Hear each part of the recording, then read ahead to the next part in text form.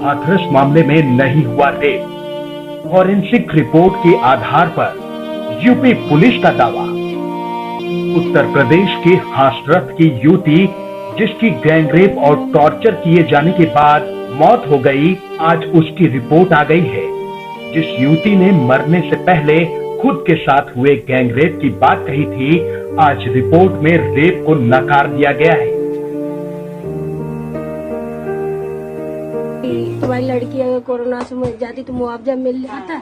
ये सब धमकियां मिल रही हैं, पापा को धमकाया जा रहा है। ये बोल रहे हैं कि केस मतलब रफा दफा हो जाएगा, अगर सब केस रफा दफा हो जाएगा। ये सब वीडियो दिखा देंगे। मम्मी की उल्टी सीधी वीडियो बना रखी है। जो उस टाइम में वो हालात ऐसे थे, जो मन में आ रहा वो सब लोग बोले जा रहे। यही सब करके अब ये लोग हमें यहाँ रहने नहीं देंगे। ये डीएम बहुत ज्यादा ही चालबाजी कर रहे हैं। हम लोगों के साथ में इतना प्रेशर डाल रहे हैं जबरदस्ती कि हम लोगों ने इतने लोग तुम्हारी बात का कोई भरोसा नहीं है, तुम जबरदस्ती बयान बदल रहे हो। तुम पे कौन भरोसा? पापा पे बुलवा रहे, बयान बदलने से तुम्हारी कोई वो रहेगी? हम लोग दूसरी जगह चले जाएंगे। चलिए शुरुआत से लेकर अंत तक आपको बताते हैं कि इस केस में क्या क्या हुआ। उत्तर प्रदेश में हाथरस की युवती जिसकी कथित तौर पर गैंगरेप और टॉर्चर किए जाने के कुछ ही दिनों बाद मौत हो गई थी, उसकी ऑटोप्सी रिपोर्ट आ चुकी है, जिसमें चौंकाने वाला खुलासा हुआ है। इस रिपोर्ट में कहीं भी रेप का जिक्र नहीं है, लेकिन इनमें प्राइवेट पार्ट को गंभीर रूप से नुकसान पहुंचाने का उल्लेख जरूर है। उत्तर प्रदेश के एडीजी लॉ एंड ऑर्डर ने निहायत ही घिनौनी बात आज फिर करी है।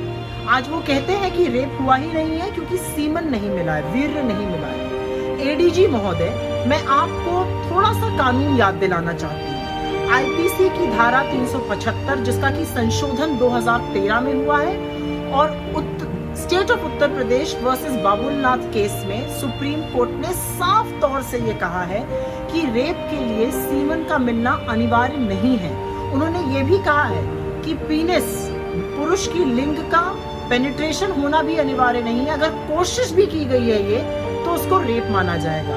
आप ऐसी घटिया बात बार बार करके ये दर्शा तो देते हैं कि आपको कानून की कोई जानकारी नहीं है। आपको 30 साल पहले जब आप पुलिस एकेडमी में थे वो कानून याद है। कानून बदल चुका है, उसको पढ़िए, उसका अध्ययन करिए, और जिस पद पर है उसकी गरिमा और प्रतिष्ठा रखिए, क्योंकि आप एक मृतिका का असम्मान तो कर ही रहे हैं, आप अपने पद का भी धज्जियां उड़ा रहे हैं। ये मेरी जानकारी भी है और राय भी है आपको। धन्यवाद।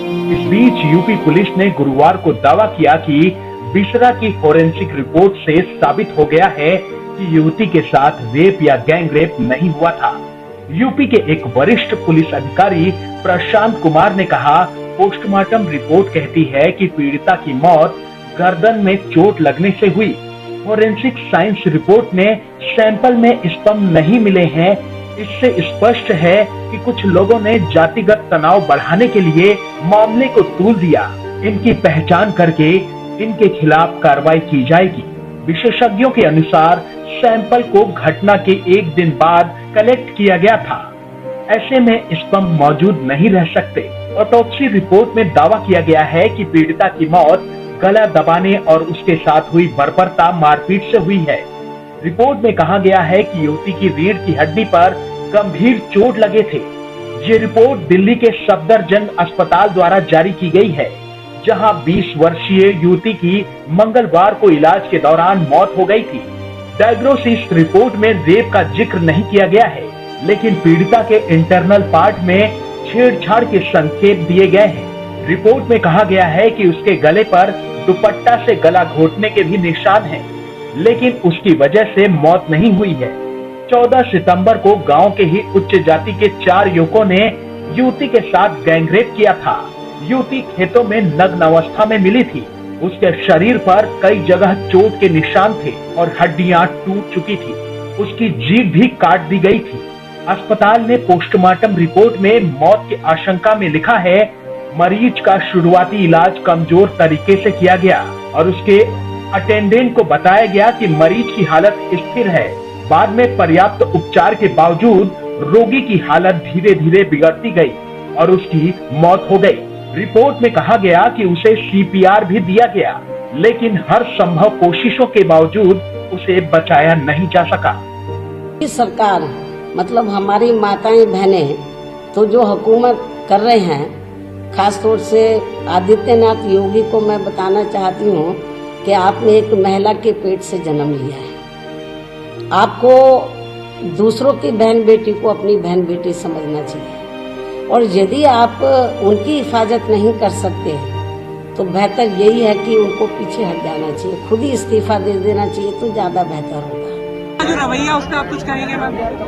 जिस तरीके से लाठी चार्ज किया गया, देखिए हम पे लाठी चार्ज वगैरह सब ठीक है, हमारे खिलाफ जो भी कार्रवाई करें करने दें, लेकिन इनका व्यवहार जो उस पीड़िता के परिवार के साथ रहा है वो शर्मनाक है। और ऐसा अन्याय हमने देखा नहीं है कि जो हिंदू धर्म के रखवाले अपने आप को कहते हैं, जो सरकार हर छोटी चीज पर धर्म का नाम लेती है, उस सरकार ने एक पिता को अपनी बेटी की चिता को जलाने नहीं दिया। ये अन्याय है और ये व्यवहार है उनका उत्तर प्रदेश के वासियों के साथ। मैम कहा जा रहा है कि हाथरस की जो बेटी है उसको 2 बार मौत हुई, एक बार दरिंदों ने मौत दी, दूसरी बार उत्तर प्रदेश की सरकार ने मौत दी, उस पर क्या कहेंगे? मैं सहमत हूँ आपसे, बिल्कुल सही कहा।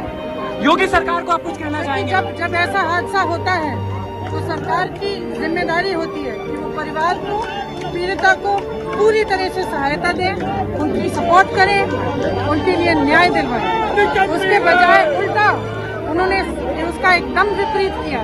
बता दें कि 14 सितंबर को गांव के ही उच्च जाति के 4 युवकों ने युवती के साथ कथित तौर पर गैंगरेप किया था। युवती खेतों में निर्वस्त्र अवस्था में मिली थी। उसके शरीर से खून बह रहा था। उसके शरीर पर कई जगह चोट के निशान थे और हड्डियां टूटी हुई थी। उसकी जीभ भी काट दी गई थी। गैंगरेप पीड़िता की मंगलवार को दिल्ली के एक अस्पताल में मौत हो गई थी और पुलिस ने रात में ही उसका अंतिम संस्कार कर दिया था। परिवार भी अंतिम संस्कार में शामिल नहीं हो सका था, जिस पर अब बहुत बड़े सवाल उठ रहे हैं, लेकिन उसके जवाब अब तक नहीं मिले हैं।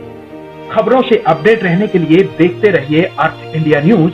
वीडियो को लाइक, शेयर और सब्सक्राइब करना ना भूलें।